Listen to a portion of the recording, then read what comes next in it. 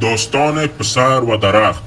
پسر کوچک و درخت سیب. روزگار پسر کوچک بود که خیلی عاشق بازی کردن زیر یک درخت سیب بزرگ بود.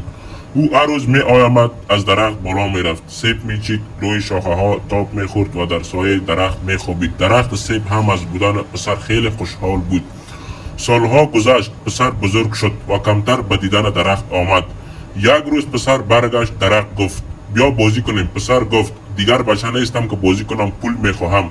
درخت گفت سیبهایم را بردار و بفروش، با پولش هرچی میخواهی بخر. پسر همه سیبها را چید و رفت و برای مدت طولانی باز نگشت. سالها بعد پسر بازگشت، درخت گفت بیا بازی کنیم. پسر گفت خانه میخواهم تا زن و بچه‌ام را در آنجا بدهم. درخت گفت شاخه‌هایم را ببر و با نحاس خانه بساز. پسر شاخه‌ها را برید و برد و باز برای مدت طولانی نیامد.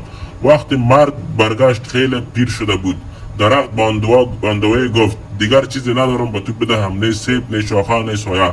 مرد گفت دیگر چیزی نمیخواهم، فقط جای برای نشستن و استراحت. درخت گفت تنم هنوز مانده، بیا بنشین. مرد نشست، درخت خوشحال شد.